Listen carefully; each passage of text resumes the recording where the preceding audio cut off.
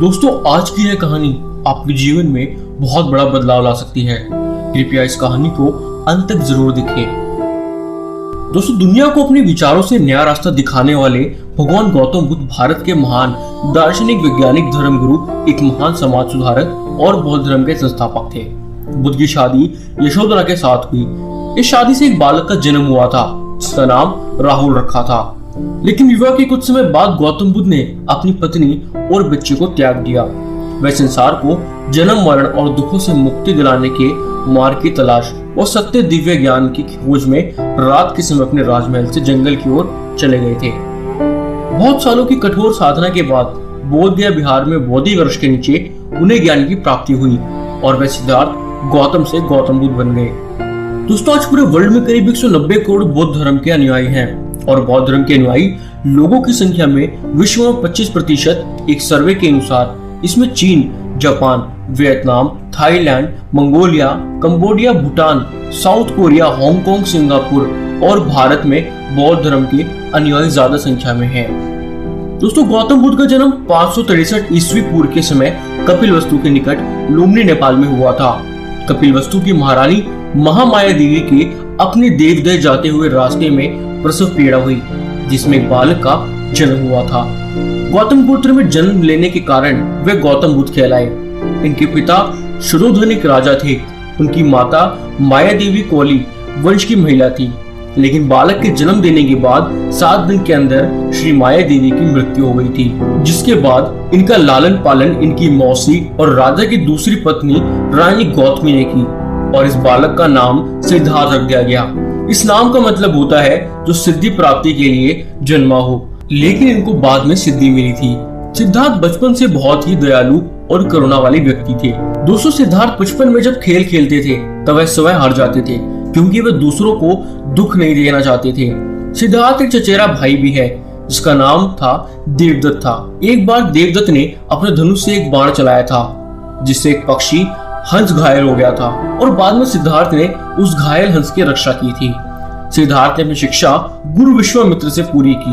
उन्होंने वेद और उपनिषद के साथ साथ युद्ध विद्या की भी शिक्षा प्राप्त की।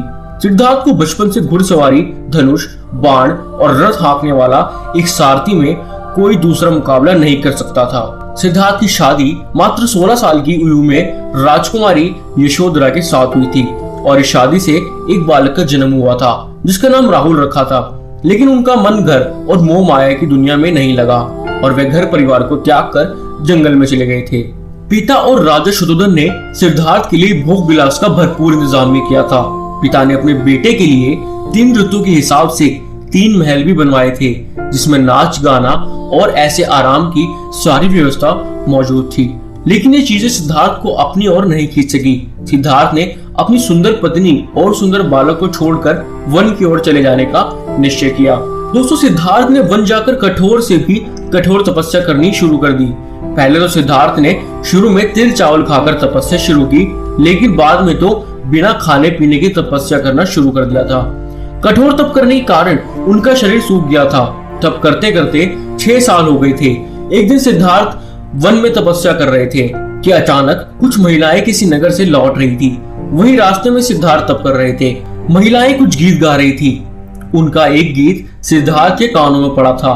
गीत था, वीणा के तारों को ढीला मत छोड़ दो, तारों को इतना छोड़ो भी मत कि वे टूट जाएं। सिद्धार्थ को कानों में पड़ गई और वह यह जान गए कि नियमित आहार विहार से योग सिद्ध होता है। अति किसी बात की अच्छी नहीं, किसी भी प्राप्ति के लिए मध्यम मार्ग ही ठीक होता है। इसके लिए कठोर तपस्या करनी पड़ती है। वैशाखी पूर्णिमा के दिन सिद्धार्थ वट वृक्ष के नीचे ध्यान पूर्वक अपने ध्यान में बैठे थे। गांव की एक महिला नाम सुजाता का एक पुत्र हुआ था। उस महिला ने अपने पुत्र के लिए उस वट वृक्ष से एक मन्नत मांगी थी। जो मन्नत उसने मांगी थी वो उसे मिल गई थी और उसी खुशी को पूरा करने के लिए वह महिला एक सोने की थाल में गाय के दूध की खीर भरकर उस वट वृक्ष के पास पहुंची थी। उस महिला ने बड़े आराम से सिद्धार्थ को खीर भेंट की और कहा, जैसे मेरी मनोकामना पूरी हुई उसी तरह आपकी भी हो। उसी रात को ध्यान लगाने पर सिद्धार्थ की साधना सफल हो गई थी और उसे सच्चा बोध हुआ।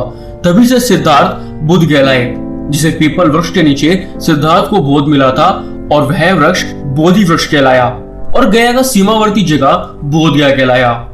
दोस्तों वे 80 वर्ष तक अपने धर्म का संस्कृत के बजाय उस समय की सीधी सरल लोक भाषा में प्रचार करते रहे तथा कि धर्म लोकप्रियता तेजी से बढ़ने लगी। 4 सप्ताह तक बौद्ध वृक्ष के नीचे रहकर धर्म के स्वरूप का चिंतन करने के बाद भी बुद्ध धर्म का उपदेश करने निकल पड़े। पहले उन्होंने 5 मित्रों को अपना अनुयायी बनाया, फिर उन्हें धर्म प्रचार करने के लिए भेज दिया। दोस्तों पाली सिद्धांत के सूत्र के अनुसार 80 वर्ष की आयु में बुद्ध ने यह घोषणा की थी कि गौतम बुद्ध अपना आखिरी भोजन, जिसे उन्होंने कूड़ा नामक एक लाहौर से एक भेंट के रूप में प्राप्त किया था, उसे ग्रहण किया, जिसके कारण वे गंभीर रूप से बीमार पड़ गए।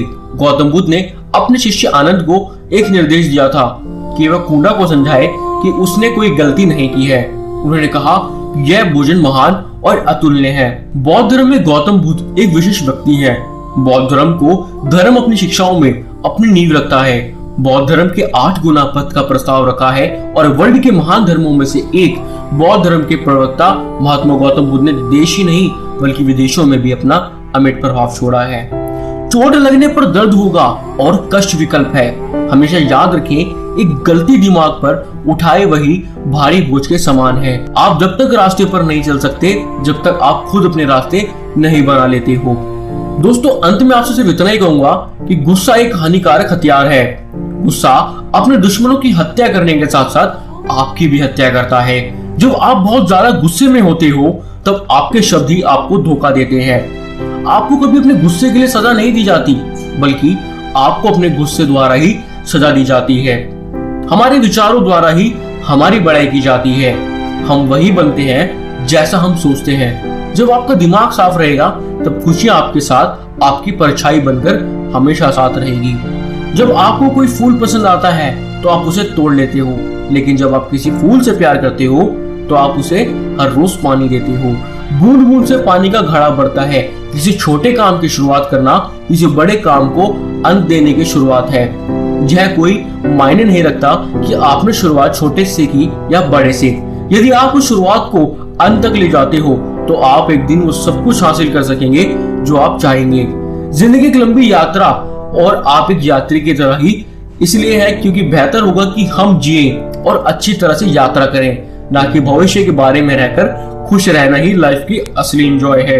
हमें भूतकाल और भविष्य में रहकर चिंतित होने के बजाय वर्तमान में रहकर खुश रहना चाहिए।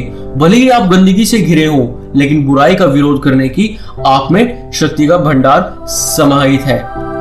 तो दोस्तों कैसी लगी आपको महात्मा गौतम बुद्ध जी की जीवनी? आप कमेंट बॉक्स में कमेंट कर हमारा मनोबल और बढ़ाएं। इस वीडियो को ज्यादा लाइक करें, शेयर करें, कमेंट करें और अगर आपको हमारा चैनल पसंद आया है तो सब्सक्राइब करें। तो दोस्तों thanks for watching my video. धन्यवाद।